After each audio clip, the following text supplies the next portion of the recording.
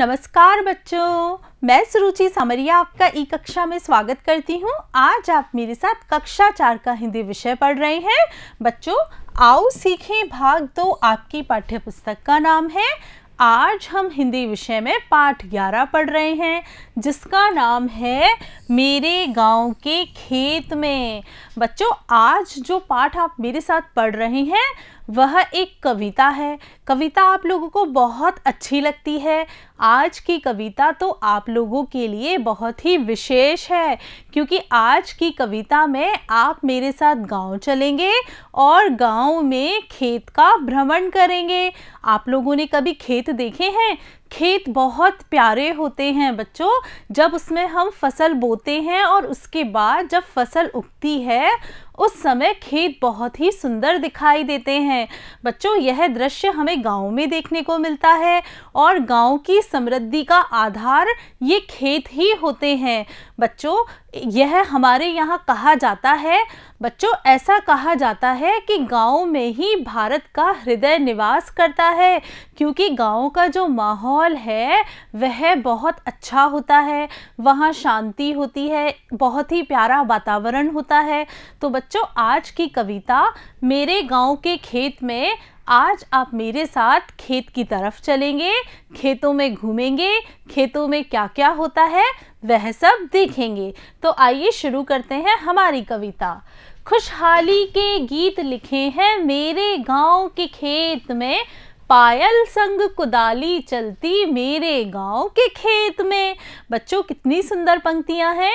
इन पंक्तियों के माध्यम से कवि आपको बताना चाह रहा है कि मेरे गांव में खुशहाली के गीत लिखे हैं, यानी कि मेरे गांव में समृद्धि के गीत लिखे हैं। गांव में किस जगह? जहां मेरा खेत है। मेरे गांव के खेत में सभी जगह समृद्धि निवास करती है। वहां पायल के साथ कुदाली चलती है। बच्चों कहाँ चलती है? मेरे गांव के खेत में मुझे पायल के साथ कुदाली चलती हुई देखने को मिलती है। कहने का मतलब है कि खेतों में कौन काम करता है? खेतों में महिला और पुरुष दोनों ही काम करते हैं। तो जो महिलाएं हैं वो क्या पहनती हैं? वो पायल पहनती है। गांव के खेत में वो पायल पहनती है तो पायल की आवाज़ भी आती है। साथ में जब वो कृषि के औजारों का उपयोग करती है तो उनकी भी आवाज़ आती है। ऐसा कहाँ होता है? ऐसा मेरे गांव के खेत में होता है। पानीदार कुओं पर चलते रहटों की आवाज़, जहाँ धानी धरती के कण-कण को धौरों की सौगात वहाँ। बच्चों अब हम पहले इसके कठिन शब्दार्थ देखते हैं। धानी का अर्थ होता है हल्की हरी और सौगात का अर्थ होता है भेंट या उपहार। बच्चों यहाँ पर कहा जा रहा है पानीदार कुओं पर चलते। क्या आप जानते हैं पानीदार कुएं हम किसे कहते हैं? बच्चों जो कुएं जल से भरे हुए होते हैं, जिन कुओं के अंदर जल होता है उन्हें हम पानीदार कुएं कहते हैं। पानीदार कुओं पर क्या चलती हैं? पानीदार कुओं पर रहटों के चलने की आवाज़ आती है। क्या आप जानते हैं रहट किसे कहते हैं? बच्चों पानीदार कुओं पर जल निकालने के लिए एक यंत्र लगाया जाता है जिसे कि हम रहट कहते हैं। बच्चों यह जो चित्र है वह रहट का है। आप इसमें देख रहे हैं पानीदार कुएं के ऊपर इस तरह पहिए की आकृति का एक यंत्र लगा हुआ है जिसमें कि पानी निकालने के लिए बहुत सारी ढोलचियाँ लगी हुई होती हैं। इसे मनुष्य अथवा बैलों की सहायता से चलाया जाता है। तो बच्चों पानीदार जो कुएं हैं उन पर रहटों की आवाज़ हमें कहाँ सुनाई देती है? गांव में सुनाई देती है। धानी धरती के कण-कण को। बच्चों आप जानते हैं धरती धानी कब होती है?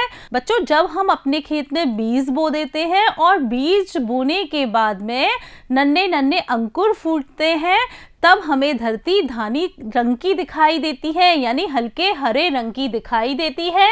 धौरों की सौगात वहाँ पर हमें धौरों की सौगात भी देखने को मिलती है। धौरे क्या होते हैं? धौरे जल की निकासी के लिए बनाई गई छोटी छोटी नालियाँ होती हैं जिनसे बहकर जल खेत में जाता है। वहाँ पर हमें धौरों की सौगात भी देखने को मिलती है। फिर देखिए आगे, हरियाली ले फसल खड़ी है मेरे गांव के खेत में, खुशहाली के गीत लिखे हैं मेरे गांव के खेत में। बच्चों यहाँ पर कवि हमें बता रहा है कि हमारी जो फसल है वह हरियाली लेकर खड़ी है, जो कि बहुत सुंदर लग रही है। ऐसा कहाँ हो रहा है? ऐसा मेरे गांव में देखने को मिल रहा है, ऐसा मेरे गांव में हो रहा है। खुशहाली के गीत लिखे हैं मेरे गांव के खेत में। फसलों के हो जाने से मेरे गांव के खेत में खुशहाली के गीत लिखे हुए हैं। आगे बढ़ते हैं। बैलों के कंधों ने सींची हल्की फाल, जहां हर बार भर भर छकड़े धान के लाए, मुस्काए जिनसे घर द्वार। बच्चों इनके कठिन शब्दार्थ देखते हैं। फाल का अर्थ होता है हल में लगी लोहे की नोक। फिर देखिए छकड़ा, छकड़ा हम कहेंगे बैलगाड़ी को। देखिए यहाँ पर कहा जा रहा है बच्चों, जब हम खेती करते हैं तो हमें भूमि को जोतना पड़ता है। भूमि जोतने के लिए हम लोग किसका उपयोग करते हैं? बच्चों भूमि जोतने के लिए हम बैलों में हल लगाते हैं। अब तो हम ट्रैक्टर से भी अपने खेत जोत लेते हैं, लेकिन जो पहले का समय था जहाँ ट्रैक्टर नहीं मिलते थे, वहाँ बैलों के द्वारा हल जोता जाता था। बच्चों यहाँ पर कहा जा रहा है कि बैलों के कंधों ने खींची हल्की फाल। ये जो हल्की फाल है बच्चों, ये जो आप देख रहे हैं यह हल है, और जो ये नीचे लगी हुई है इसे हम फाल कहते हैं। बच्चों वहाँ पर बैलों के कंधे हल्की फाल खींचते हैं और भर भर छकड़े धान के लाए। छकड़ा, छकड़े का अर्थ होता है बैलगाड़ी। और जब हमारे खेतों में फसल हो जाती है तब हम बैलगाड़ी भर भर कर धान लाते हैं, यानी अनाज लाते हैं, जिनसे कि हमारे घर आंगन मुस्कुराने लगते हैं। आगे देखिए, रुन कर रमझोल बजे हैं मेरे गांव के खेत में, खुशहाली के गीत लिखे हैं मेरे गांव के खेत में। बच्चों रमज़ोल का अर्थ होता है बजने वाली पाजेब। बच्चों जब हमारे खेतों में बहुत अच्छी फसल हो जाती है तो हम लोग बहुत खुश हो जाते हैं, और उस खुशी के कारण वहाँ की जो महिलाएं हैं उनके पाँवों में पाजेब रुन झुन कर बजने लगती है, यानी अच्छी सुरीली आवाज़ निकालने लगती है। ऐसा कहाँ होता है? मेरे गांव के खेत में। मेरे गांव के खेत में खुशहाली के गीत लिखे हैं। आगे देखिए, जहाँ नीम की डाली बैठी चिड़िया चहक चहक कर गाती, कभी धूल में नहा नहा कर बादल का संदेश सुनाती। बच्चों संदेश का अर्थ होता है समाचार। यहाँ पर कहा जा रहा है कि गांव में हमें कैसा दृश्य देखने को मिलता है? गांव के खेतों में हमें नीम की डाली पर बैठी हुई चिड़िया दिखाई देती है, जो क्या करती है? अपनी मधुर आवाज़ में चहक चहक कर गाती है, क्योंकि उसे भी उस खेती की फसल में से अपना हिस्सा मिलता है। उसे भी अनाज के दाने भरपेट खाने के लिए मिलते हैं, और वो क्या करती है? कभी धूल में ही नहा लेती है। बच्चों जब चिड़िया धूल में नहाती है तो क्या होता है? हमारे यहाँ ऐसा माना जाता है कि जब चिड़िया धूल में लौटती है, धूल से नहाती है, तो बारिश होने वाली होती है।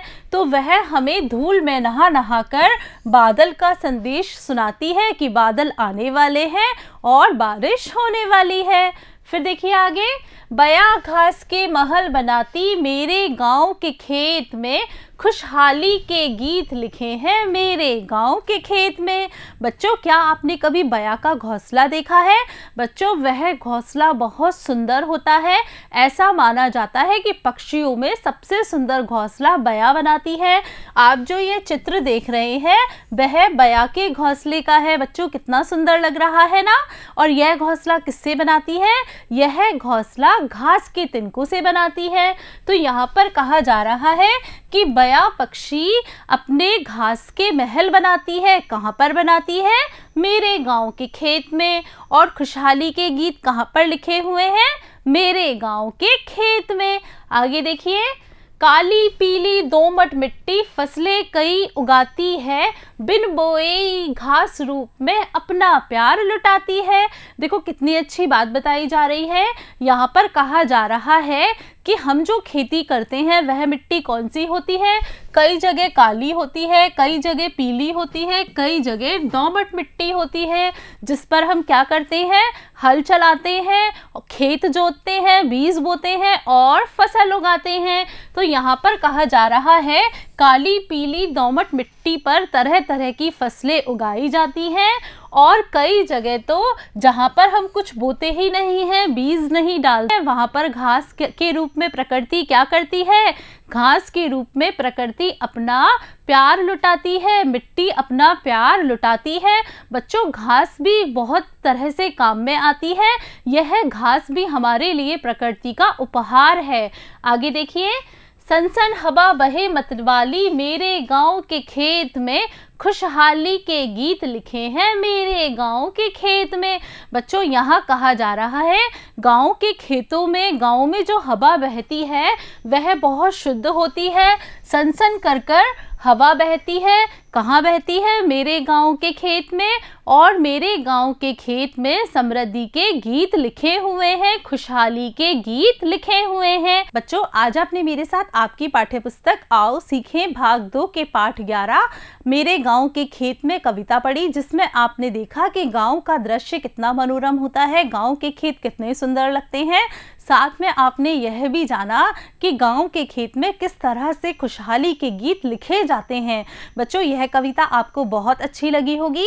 आपको जब कभी भी मौका मिले तो आप गांव जाना, वहां के खेत को देखना आपको बहुत अच्छा लगेगा। वहां का वातावरण बहुत अच्छा होता है, आपको बहुत अधिक आकर्षित करेगा।